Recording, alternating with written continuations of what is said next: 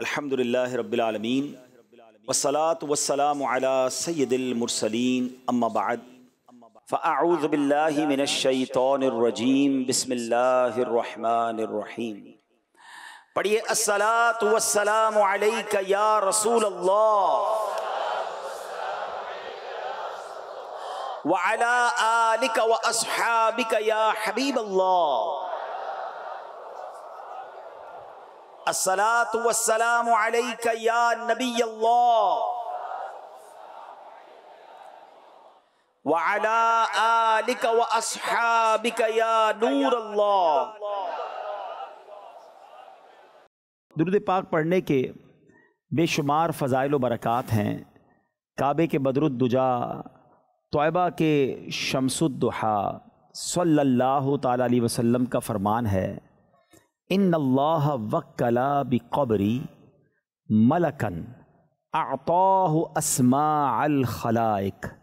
آقا فرماتے ہیں کہ اللہ کریم نے میری قبر پر ایک فرشتہ مقرر فرمایا ہے جس کو رب کریم نے ساری مخلوق کی آوازیں سننے کی طاقت عطا فرمائی۔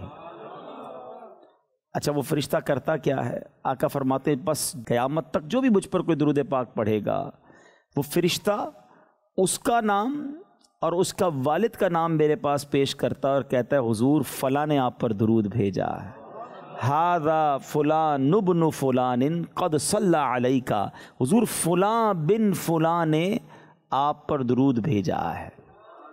اس حدیث سے تین باتیں بڑی پیاری سیکھنے کو ملتی ہیں۔ ایک تو درود پاک کی کیا بات ہے، درود پاک کی فضیلت کیسی ہے، پورا ایک سسٹم بنایا گیا ہے نبی پاک کی بارگاہ میں ہمارا درود پہنچانے کا۔ بقیہ دو باتیں بڑی زبردست ہیں، ایک بات عقیدے والی ہے، ایک بات عشق والی ہے۔ پہلے عقیدے والی بات سمجھ لو ہیں کہ ذرا ایک بات بتائیں کہ جو فرشتہ نبی پاک کی قبر منور پر اپوائنٹڈ ہے، موجود ہے، اس کی لسننگ پاور کیسی ہے کہ ہم جرمنی میں درود پڑھیں وہ مدینے میں سن لیتا ہے۔ دنیا میں کہیں بھی پڑھے نا، آل اراؤنڈ دا ورلڈ، وہ فرشتہ سب کی آوازیں سن لیتا ہے۔ اچھا، آواز بھی سن لیتا ہے، پہچان بھی لیتا ہے پڑھنے والا کون ہے۔ سماعت کا عالم بھی دیکھو، علم کا عالم بھی دیکھو۔ آج دنیا میں ٹیکنالوجی آ گئی ہے، کسی کی کال آتی ہے تو موبائل بتا دیتا ہے فون کرنے والا کون ہے، کالر آئی ڈی کہتے ہیں۔ لیکن دنیا میں ابھی تک کوئی ایسی ٹیکنالوجی ایجاد نہیں ہوئی ہے کہ فون کرنے والے کے حقیقی والد کا بھی پتہ چل جائے، مگر فرشتہ درود پڑھنے والے کے والد کا بھی نام پہچان لیتا ہے۔ دو باتیں ملی نا، علم بھی کمال کا، سننے کی سماعت کی پاور بھی کمال کی۔ کون ہے وہ فرشتہ؟ میرے آقا علیہ الصلوۃ والسلام کے در پر دربان ہے، موجود ہے، میسنجر ہے۔ دنیا کا دستور ہے کسی بھی گھر کے باہر کوئی چوکیدار کھڑا ہو، میسنجر کھڑا ہو، گھر والا اس سے زیادہ پاورفل ہوتا ہے۔ ذرا دیکھو کہ نبی پاک کے دربان کی سماعت کا عالم یہ ہے تو مصطفیٰ کریم کی سماعت کا عالم کیا ہوگا؟ جو فرشتوں کے بھی آقا ہیں، جبریل امین کے بھی آقا ہیں۔ جب فرشتہ درود پڑھنے والے کے نام اور والد کے نام کو جان لیتا ہے تو میرے آقا کی خبر گیری اور علم کا عالم کیا ہوگا؟ تو یہ عقیدہ کلیئر ہو گیا۔ جو اعلیٰ حضرت کا شعر ہم پڑھتے ہیں نا، دور و نزدیک کے سننے والے وہ کان، کان لعل کرامت پہ لاکھوں سلام۔ تو یہ تو حدیث پاک سے سیکھنے کو مل رہا ہے۔ اچھا، یہ بات تو ہو گئی عقیدے والی۔ اب ذرا عشق والی بات اس حدیث سے سیکھو۔ دنیا کا دستور ہے کہ جس سے بہت محبت ہو، جس کی بڑی رسپیکٹ ہو، اگر وہاں میرا ذکر ہو جائے تو طبیعت ہری بھری ہو جاتی ہے۔ سچ بتاؤ، ایک غلام کے لیے اس سے بڑی کیا سعادت ہوگی کہ وہ ادھر درود پڑھے اور ادھر فرشتہ میرا نام میرے آقا کی بارگاہ میں پہنچا دے۔ اچھا، صرف میرا نہیں، میرے والد کا نام بھی پہنچائے، اور ایک بار نہیں، میں جتنی بار درود پڑھوں اتنی بار میرا نام آقا کی بارگاہ میں پہنچ جائے۔ اس کا مطلب آقا کی بارگاہ میں صلی اللہ تعالی علیہ وسلم نام پہنچانے کا جو گیٹ پاس ہے نا، وہ درود پاک ہے۔ اب آپ کی مرضی ہے روز کتنی بار نام پہنچانا ہے۔ مبارک ہو انہیں جو 100 بار درود پڑھتے ہیں، یہ بڑی سعادت کی بات ہے۔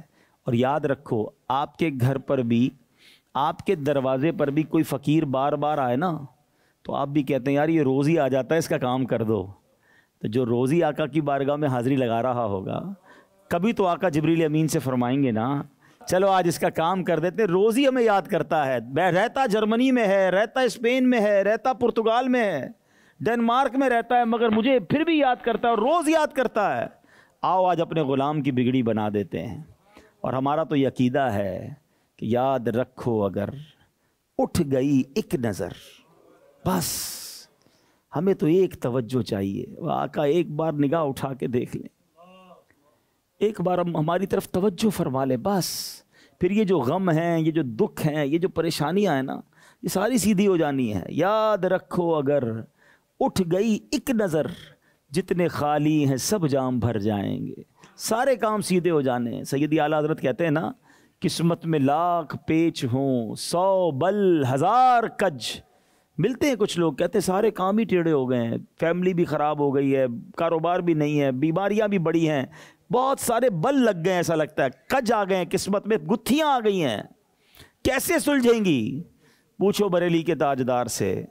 کہتے ہیں قسمت میں لاکھ پیچ ہوں 100 بل 1000 کج. آقا یہ ساری گتھی ایک تیری سیدھی نظر کی ہے، ساری گتھی سلجھ جانی ہے حضور، بس ایک نگاہ پڑنے کی دیر ہے، اور اسی نگاہ کا انتظار ہے، اسی توجہ کا انتظار ہے. کیا خوبصورت شعر لکھا نا کہ آقا سینکڑوں کے دل منور کر دیے، اس طرف بھی آنکھ اٹھا کر دیکھ لو. ہیں یا رسول اللہ آ کر دیکھ لو، یا مدینے میں بلا کر دیکھ لو. حضور سے توجہ ہی تو چاہیے. تو درود پاک ایکچولی یہ وظیفہ ہے نبی پاک کی توجہ حاصل کرنے کا، آقا کی بارگاہ میں حاضری لگوانے کا، نبی پاک کے در تک رسائی. سبحان اللہ، یہ درود پاک کی برکت سے ملتی ہے. اے یورپ میں رہنے والو، اپنی زندگی میں معمول بناؤ، اپنے شیڈیول میں درود پاک کو شامل کرو. آپ کتنے درود پڑھتے ہیں خود اپنے آپ سے پوچھیں.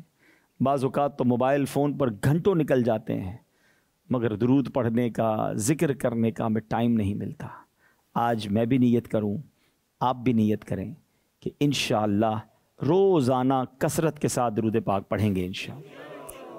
آئیے مل کر محبت کے ساتھ بآواز بلند درود پاک پڑھ لیں. صلو علی الحبیب صلی اللہ تعالی علی محمد صلی اللہ علیہ وسلم. آج سے چند 100 سال پرانی بات ہے. شہر ہے عراق کا اور شہر کا نام ہے جیلان. ایک نوجوان ہے جو ریاضت بھی کرتا ہے، عبادت بھی کرتا ہے. اچانک اسے بھوک نے ستایا اور اس نے دریا کے کنارے ایک سیب تیرتا ہوا دیکھا. اس نوجوان نے وہ سیب اٹھایا اور کھا لیا. کھانے کے بعد اسے خیال آیا کہ یہ میں نے سیب تو کھا لیا ہے، مگر یہ کس کا ہے؟ اس کا مالک کون ہے؟ اللہ کی بارگاہ میں کیسے جواب دوں گا اگر میں نے کسی کا حق دبا لیا؟ اس نوجوان کو بے چینی ہوئی، دریا کے کنارے کنارے چلنے لگا. دور اسے جا کر ایک سیب کا باغ ملا جو کہ ایگزیکٹلی دریا کے کنارے پر تھا. اس نے امیجن کیا کہ اسی درخت کے کسی سیب جو دریا میں گرا ہوگا اور میں نے اسے کھا لیا ہے. تو اس باغ کے جو مالک تھے وہ اس زمانے کے بڑے ولی تھے، حضرت عبداللہ صومعی رحمۃ اللہ تعالیٰ علیہ. یہ شخص ان کے پاس گیا کہ حضور میں نے بہت دور آپ کے باغ کا ایک سیب تیرتا ہوا آیا، میں نے کھا لیا ہے، اللہ کی رضا کے لیے مجھے معاف کر دیں. اللہ والے تھے، کہتے نا ولی کو ولی ہی پہچانتا ہے. ہاں، انہوں نے کہا ایسے تو معاف نہیں کروں گا. کہا اچھا پھر کیسے معاف کریں گے؟ کہا 12 سال میرے باغ کی رکھوالی کرنی پڑے گی، 12 ایئرز مزدوری کرنی پڑے گی. اب ذرا آپ سوچیں کہ ایک سیب ہے اور اس کا حق بخشوانے کے لیے 12 سال کی مزدوری ہے. مگر وہ نوجوان بھی کمال کا تھا، خوف خدا کا لیول کیسا تھا. اس کو پتا تھا کہ دنیا میں معاف کروا لوں گا تو ہو جائے گا، ورنہ قیامت کے دن تو پکڑا جاؤں گا.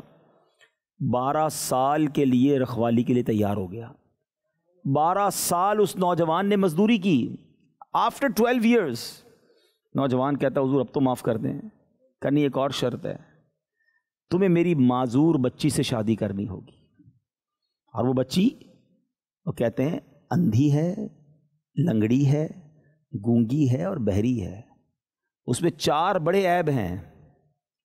نوجوان بیٹھے ہیں، زندگی بھر تو یہی خواب دیکھا کہ خوبصورت صحت مند لڑکی سے ہماری شادی ہو۔ یہ کیسا نوجوان ہے کہ جس کو کہا جا رہا ہے کہ اس طرح کی معذور عورت سے تمہیں شادی کرنی ہے، مگر خوف خدا کا لیول دیکھیں۔ وہ نوجوان کہتا ہے مجھے شادی منظور ہے، پھر تو معاف کر دیں گے۔ کہاں جب معاف کروں گا، جب رہائی دوں گا، جب جانے دوں گا، کہ جب تمہاری شادی ہو 2 سال کے بعد پھر تمہیں جہاں جانا ہو چلے جانا۔ شادی ہوئی، نکاح ہوا۔ اپنے کمرے میں جب وہ نوجوان گیا تو گھبرا کر باہر آ گیا، کہتا حضور غلطی ہو گئی ہے۔ کہ کیا ہوا؟ کہ آپ نے تو کہا تھا آپ کی بیٹی اندھی، لولی، لنگڑی ہے، بہری ہے، یہ تو صحت مند خوبصورت اندر دوشیزہ ہیں جس کی کوئی عیب نہیں ہے اس کے اندر۔ تو اب وہ بزرگ مسکرانے لگے اور کہتے ہیں بیٹا یہی میری بیٹی ہے، اور میں نے اس لیے اندھی کہا تھا کہ میری بیٹی نے کبھی حرام دیکھا نہیں ہے، میں نے اس لیے بہری کہا تھا اس بیٹی نے کبھی حرام سنا نہیں ہے، لنگڑی اس لیے کہا تھا کبھی بے پردہ گھر سے باہر نکلی نہیں ہے، گونگی اس لیے کہا کہ کبھی حرام گفتگو کی نہیں ہے۔ اے میرے بیٹا میری بیٹی بڑی نیک ہے، میں نے بڑی کمال کی اس کی پرورش کی ہے، اور مجھے ایسی نیک بیٹی کے لیے تم جیسے لڑکے کی تلاش تھی۔ جب تم پہلی بار میرے پاس سیب کا حق بخشوانے آئے نا تو میں نے جان لیا کہ تمہارے اندر بڑا خوف خدا ہے۔ میں نے امتحان لیا، ٹیسٹ لیا، 12 سال تمہیں کہا، تم 12 سال کے لیے راضی ہو گئے۔ بس میرے بیٹے مجھے ایسی نیک بیٹی کے لیے تم جیسا ہی بیٹا چاہیے تھا، جاؤ اب اپنی زندگی کے حسین دن گزارو۔ آپ جانتے ہیں یہ جب میاں بیوی دونوں نیک، کیسے نیک سمجھ رہے ہیں آپ؟ اس قدر نیک اور پارسا جوڑا جب ملا نا تو آپ کو پتہ ان کی اولاد کون پیدا ہوئی؟ کوئی اور نہیں، شیخ عبد القادر جیلانی پیدا ہوئے۔ یہ ہمارے غوث اعظم کے والدین کا واقعہ ہے، یعنی اللہ کریم نے ایسی اولاد کے لیے، سبحان اللہ، پیران پیر کی ولادت کے لیے ماں باپ کیسے، یوں سمجھے کہ قدرت کا ایک انتظام، سٹرکچر کیسا بنا کہ اس جوڑے کو ملایا گیا اور ولیوں کے سردار کی پیدائش ہوتی ہے۔ غوث اعظم رضی اللہ تعالیٰ کا بچپن بھی بڑا نرالا ہے، جوانی اور باقی کرامتیں تو اپنی جگہ۔ آپ کے بارے میں آتا ہے کہ جب آپ مدرسے گئے نا، 5 ایئرس کی ایج تھی، 5 سال کی عمر تھی، تو آپ سے قاری صاحب نے کہا کہ بیٹا پڑھو بسم اللہ الرحمن الرحیم۔ آپ نے بسم اللہ شریف پڑھی اور زبانی 18 پارے سنا دیے 1 گو میں۔ قاری صاحب حیران ہو گئے، کہا بیٹا اور پڑھو۔ کہا مجھے اتنے یاد ہیں۔ کہا کدھر یاد کر لیے، آج پہلا دن ہے مدرسے میں؟ کہتے میری والدہ جو ہے نا وہ 18 پاروں کی حافظہ تھی، میں ماں کے پیٹ میں تھا، میری والدہ تلاوت کرتی تھی، میں نے ماں کے پیٹ میں یاد کر لیے ہیں۔ میں اس واقعے سے کچھ میسج پہلے ہم لیتے ہیں نا، ہم کوشش کریں گے کہ سیرت غوث اعظم بھی سنتے رہیں اور اپنے لیے بھی کچھ سیکھتے رہیں، امپلیمنٹیشن اپنی ذات میں ہمیں کیا کرنا ہے۔ اب اس ایک واقعے سے ماشاءاللہ یہاں بزرگ بھی بیٹھے ہیں، والدین بھی بیٹھے ہیں اور نوجوان بھی بیٹھے ہیں، ہمیں سیکھنے کو کیا مل رہا ہے؟ غوث اعظم رضی اللہ تعالیٰ عنہ کے نانا جان حضرت عبداللہ صومعی رحمۃ اللہ تعالیٰ علیہ نے غوث اعظم کے والد صاحب جو تھے، ابو صالح موسیٰ جنگی دوست ان کا نام تھا، ان کو اپنی بیٹی کا رشتہ دینے کے لیے کیا چیک کیا؟ یہ سوال ہے نا، کیا چیک کیا؟ انہوں نے بینک بیلنس پوچھا، خاندان پوچھا، کس برادری سے ہو یہ پوچھا؟ کچھ نہیں۔ انہوں نے دیکھا خوف خدا ہے، یہ اللہ والا ہے، یہ رب کو راضی کر رہا ہے، رب اس کو بھی راضی کر دے گا، میری بچی کو بھی راضی کر دے گا۔ That is the parameter. اور اللہ نے اس نیک جوڑے سے اولاد کیسی عطا فرمائی۔ آج ہم کیا کرتے ہیں؟ ہمارے یہاں بھی رشتے ہوتے ہیں، لڑکا ڈھونڈنا ہے یا لڑکی ڈھونڈنا ہے، ہماری پریورٹیز کیا ہیں؟ لڑکا ڈھونڈنا ہے تو 2-3 چیزیں چیک کرتے ہیں، کماتا کتنا ہے، خاندان کون سا ہے، تیسرے نمبر پر شاید یہ چیک ہو جاتا ہے کہ وہ لڑکا کسی بری عادت میں تو نہیں۔ اچھا، ہماری جو بری عادت کی کیٹیگری ہے نا وہ بھی ہماری مرضی والی ہے، ہم ان چیزوں کو برا سمجھتے ہیں جس کو لوگ برا سمجھتے ہیں۔ ہم یہ چیک کرتے ہیں شراب تو نہیں پیتا، جوا تو نہیں کھیلتا، نشہ تو نہیں کرتا، 2-3 چیزیں چیک کرتے ہیں۔ ٹھیک ہے، یہ بھی غلط کام ہے، حرام ہے، لیکن اگر شراب پینا حرام ہے، نشہ کرنا حرام ہے، جوا کھیلنا حرام ہے، تو نماز نہ پڑھنا بھی تو حرام ہے نا۔ نماز پڑھتا ہے کہ نہیں پڑھتا یہ کوئی چیک نہیں کرتا، حالانکہ نماز نہ پڑھنا یہ سب سے بڑا گناہ ہے۔ اچھا، یہ چیک کرتے ہیں کہ کتنا کماتا ہے، یہ چیک کرتے ہیں کہاں سے کماتا ہے، حلال کماتا ہے یا حرام کماتا ہے، اس کی چیکنگ نہیں ہے۔ حالانکہ حرام کمانے والے کو اپنی بچی دینے کا مطلب آپ سمجھتے ہیں کہ یہ آنے والی نسلوں کا ڈیسیجن لے رہے ہیں آپ. بچے بھی آئندہ جو ہوں گے وہ حرام کھائیں گے. آپ آنے والی نسلوں کو حرام کھلانے کا فیصلہ کرنے جا رہے ہیں. اچھا یہ تمام چیزیں اپنی جگہ یہ بھی دیکھنی ہیں، مگر اس سے بھی اوپر ایک چیز ہے، اور وہ یہ ہے کہ اس کا عقیدہ کیا ہے. وہ اللہ کے لیے، رسول کے لیے، صحابہ کے لیے، اہل بیت کے لیے، اولیاء کرام کے لیے کیا سوچتا ہے. آپ نے اپنی بچی کی تربیت بھی اچھی کر لی، پردہ بھی سکھا دیا، صحابہ، اہل بیت، اولیاء کی محبت بھی دل میں ڈال دی، اللہ رسول کی محبت بھی دل پہ ڈالی، لیکن شادی کرتے وقت یہ نہ دیکھا کہ اس کا ہاتھ کس کے ہاتھ میں دے رہے ہیں. ہم نے دیکھا کہ وہ بچی جس کو والدین نے بڑی محبتوں سے، عقیدتوں سے، پیار سے پڑھایا، اس کو سکھایا، دین سکھایا، پردہ کروایا، مگر شادی ایسے گھرانے میں کی انہوں نے پردہ ہی اتروا دیا. کہا یہ کیا تم اللہ رسول کی باتیں کرتی ہو، کیا غوث پاک کا ذکر کرتی ہو، کیا میلاد کی بات کرتی ہو. اور وہ سارے عقائد جو آپ نے اپنے بچوں کو سکھائے تھے وہ سارے چلے گئے.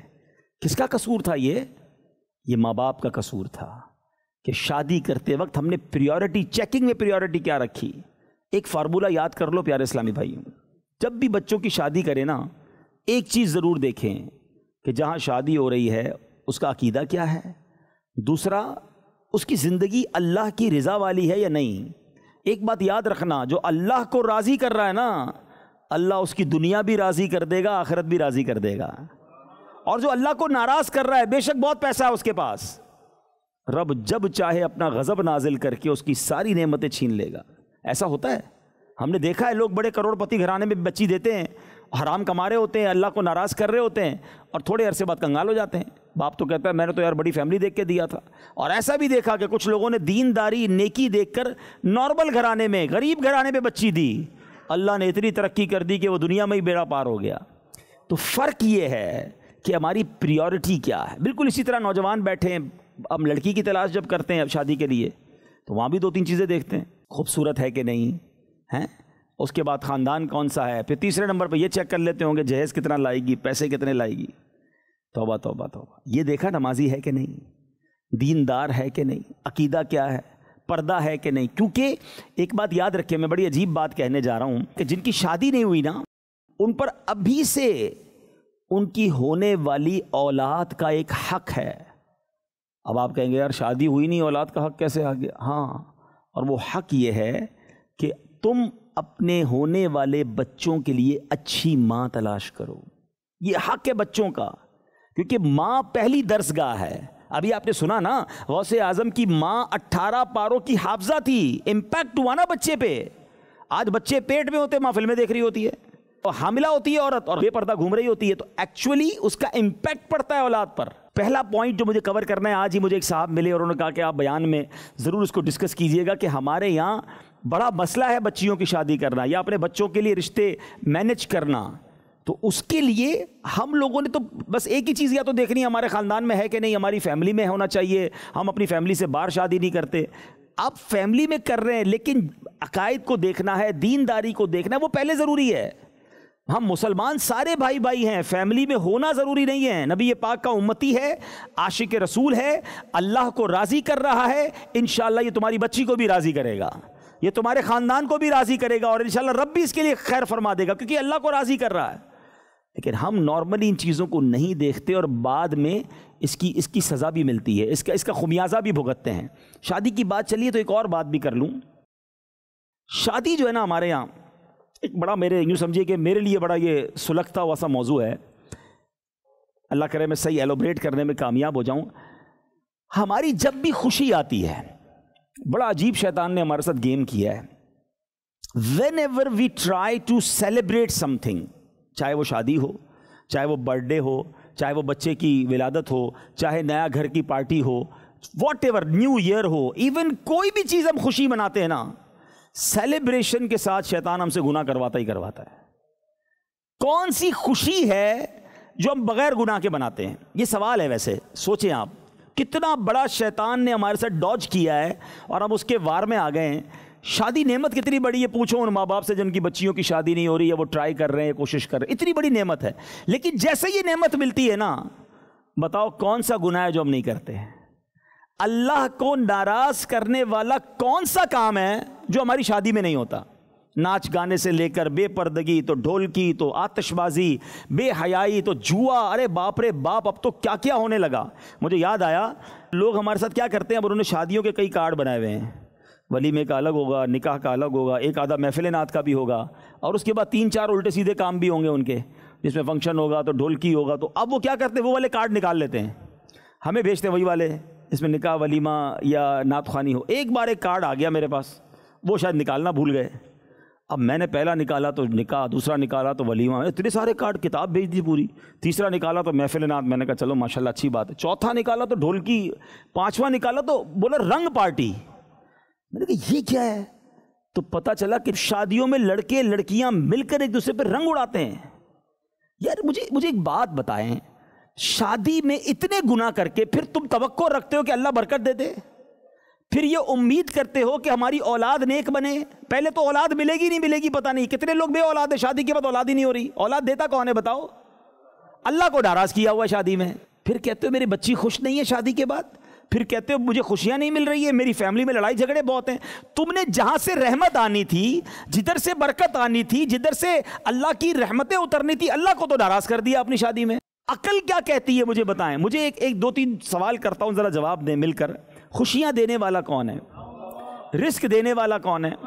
اولاد دینے والا کون ہے؟ نعمت دینے والا کون ہے؟ اچھا جو دینے والا ہے وہ جب دیتا ہے ہم اس کو ناراض کرتے ہیں۔ یہ کتنی بڑی بے وقوفی ہے، پوائنٹ سمجھ رہی میرا آپ؟ اولاد دی اللہ نے، برتھ ڈے کریں گے تو کیا کریں گے؟ اللہ کو ناراض کریں گے، میوزک ہوگا، ڈھول تماشے ہوں گے، اللہ کی ناراضگی والے کام ہوں گے۔ اللہ نے گھر دیا، بڑی دعائیں کی یا اللہ گھر دے دے، جیسے ہی نیا گھر لیا دوستوں کی پارٹی کی، کیا کریں گے اس میں؟ اللہ کو ناراض کریں گے۔ یعنی کتنا بڑا شیطان کا وار ہے کہ سیلیبریشن کا مطلب ہی گناہ ہے۔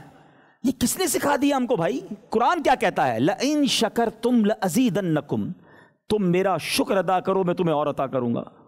ہم اللہ کی نعمت ملنے پر اللہ کو ناراض کرتے ہیں، پھر کہتے ہیں یار نعمت چلی گئی، نظر لگ گئی، یار کاروبار تباہ ہو گیا، پتہ نہیں کس کی نظر کھا گئی، میں تو یار بڑا سیٹ جا رہا تھا، سب برباد ہو گیا۔ ارے خود اپنے پیروں پہ کلاڑی ماری ہے تم نے، اپنی ہر خوشی میں تم نے رب کو ناراض کیا ہے۔ کیا ایسا نہیں ہو سکتا کہ اللہ پاک مجھے جب خوشی دے میں اس کو اور راضی کروں؟ وہ عطائیں بڑھائے میں سجدے بڑھاؤں، میں صدقے بڑھاؤں، میں تلاوت بڑھاؤں۔ میں کس نے منع کیا کہ آپ کھانا نہیں کھا سکتے؟ کھائیں کھانا، بٹھائیں دوستوں کو، بلائیں گھر پہ پارٹی کریں، منع نہیں ہے، مگر اس پارٹی میں تلاوت کریں نا، نعت خوانی کریں اور لوگوں کو کھلائیں کھانا، اچھا کھانا کھلائیں۔ اسلام خوشی منانے کا منع نہیں کرتا۔ پرسنلی ہم وہ بدبختی ہم نے اپنے اندر ڈال دی کہ ہماری خوشی میں اللہ کو ناراض کرنے والا کام کرتے ہیں۔ آپ کھانا کھائیں، تحفہ دیں، تحفہ لیں، کوئی پرابلم نہیں، برتھ ڈے منائیں، مگر برتھ ڈے میں کب کہاں یہ ضروری تھا کہ آپ اللہ کو ناراض کرنے والا کام کریں؟ یہ میرا پوائنٹ اگر یاد کر لو نا آج آپ، یہ خود ہی اپنے پیروں پر، اپنی خوشیوں پر ہم خود حملہ کرتے ہیں۔ اگر تم چاہتے ہو کہ تمہاری خوشیاں باقی رہیں تو اللہ کو راضی کرنا شروع کر دو۔ اچھا دنیا کا کیا دستور ہے؟ آپ کو کبھی کوئی تحفہ دے، آپ کیا کہتے ہیں؟ بہت مہربانی، جزاک اللہ۔ کوئی زیادہ بڑا تحفہ دے، ہم کہتے ہیں یار یہ بندہ ناراض نہیں ہونا چاہیے، اتنی بڑی فیور کی اس نے، لون دیا تھا، نوکری لگا دی، میرا ویزا لگوایا اس نے، ساری زندگی شکریہ ادا کرتے ہیں اس بندے کا جس نے پرمٹ ویزا لگا دیا ہو۔ تمہارے ساتھ دنیا میں ایک کام کسی نے اچھا کیا، تم اس کو ناراض نہیں ہونے دیتے۔ جو رب صبح و شام نعمتیں دے رہا ہے اس کی ناراضگی کی کوئی فکر نہیں ہے۔ اچھا وہ جب چاہے واپس بھی لے سکتا ہے، دینے والا تو وہی ہے نا، وَتُعِزُّ مَن تَشَاءُ وَتُذِلُّ مَن تَشَاءُ، ہاں نعمتیں واپس چلی جاتی ہیں۔ بلکہ میں نے ایک اور روایت پڑھی، اس روایت کا مضمون ہے کہ اللہ تعالیٰ کی جب تک نعمتوں کا شکر ادا کیا جاتا ہے نا، اللہ اس میں اضافہ فرماتا رہتا ہے، اور جب اس میں ناشکری کی جاتی ہے نا، اسی نعمت کو اللہ تعالیٰ عذاب بنا دیتا ہے۔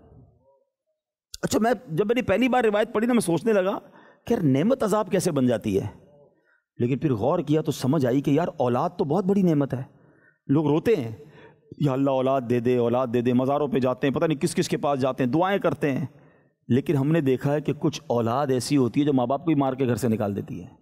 یہ اولاد عذاب کیسے بن گئی؟ غور کرو، کہیں اولاد کی تربیت میں ناشکری تو نہیں کی تھی؟ مال تو نعمت ہے نا، ہر غریب آدمی دعا کرتا ہے پیسے دے دے یا اللہ پیسے دے دے۔ کئی پیسے والوں کو دیکھا پیسے کی وجہ سے بھی پریشان ہے، کیونکہ کوئی مال کھا گیا ہے، کوئی مال ضبط ہو گیا ہے، کوئی اسٹاک پھنس گیا ہے، کسی سے قرضہ دیا ہے وہ واپس نہیں کر رہا، بندہ کہتا ہے اس کے تو پیسے آ کے پریشان ہو گیا، یہ پیسہ ہی عذاب بن گیا اس کے لیے، کڈنیپ کر کے چلا گیا کوئی اس کے بچے کو، تو پتہ چلا نعمت ہی عذاب بن گئی۔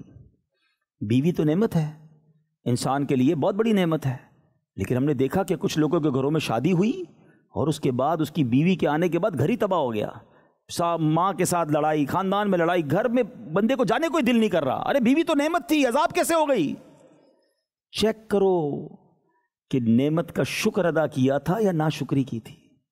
اگر آپ چاہتے ہو کہ آپ کی نعمتیں سکون کے ساتھ بڑھتی رہیں، اضافہ ہوتا رہے، تو شکر گزار بنو، ناشکری نہ کرو، اور خاص طور پہ خوشیوں میں اللہ کو ناراض نہ کرو۔ دوسرا معاملہ بھی گڑبڑ ہے، خوشیوں میں بھی اللہ کو ناراض کرنا ہے، اگر کوئی آزمائش بھیج دی اس نے، اس میں بھی اللہ کو ناراض کرنا ہے۔ میت ہو جائے کسی کے گھر میں، ایکسیڈنٹ ہو جائے، اب وہ ایسی باتیں کرے گا کہ بندہ چلا گیا وہ تو غم ہے، کفریہ کلمات بول کر بعض اوقات ایمان بھی چلا جاتا ہے۔ یا اللہ تیرے کو میرا ہی گھر ملا تھا، معاذ اللہ، اتنے چھوٹے سے میرے بھائی کو بلا لیا، معاذ اللہ، اللہ پر اعتراض، ایمان ہی چلا جائے گا بھائی، صبر کرو۔ امام حسین رضی اللہ تعالیٰ سے بڑی آزمائش تو نہیں آئی نا آپ پر، وہ تو نواسۂ رسول ہیں۔ ایک طرف تو ہمیں اللہ آزما رہا ہے کہ ہمارے رتبے بڑھ جائیں، ادھر بھی اللہ کو ناراض کر رہے ہیں، نعمت دیتا ہے پھر بھی اللہ کو ناراض کر رہے ہیں۔ ایسا نہ کریں پلیز، سمجھیں ان باتوں کو، اگر غور سے سنیں تو یہ ساری باتیں میں لاجیکلی آپ کو سمجھا رہا ہوں۔ اب آئیں غوث پاک رضی اللہ تعالیٰ کے والدین کے پھر اس واقعے کی طرف۔ ایک سیب اور اس کا حق بخشوانے کی اتنی فکر ہے، اور ایک ہم ہیں، ہم میں سے کئی لوگ ہیں جو لوگوں کا مال دبا لیتے ہیں، دیتے ہی نہیں ہیں، جو کرنا ہے کر لو، میں تو نہیں دیتا، میرا کوئی بگاڑ بھی نہیں سکتا۔ ہاں، کئی لوگ یہ بھی باتیں کرتے ہیں کہ میرا کون بگاڑ سکتا ہے، زمینوں پہ قبضہ کر لیتے ہیں، کسی کی کوئی اماؤنٹ آتی ہے تو واپس نہیں کرتے، کوئی امانت ہوتی ہے دیتے نہیں ہیں، اچھا اگلا بھول جائے تو بتاتے نہیں ہیں کہ چلو یار بھول گیا نا۔ نہیں جناب، دنیا میں دے دو ورنہ آخرت میں نہیں دے سکو گے۔ آمین بجاہ النبی الامین صلی اللہ علیہ وسلم۔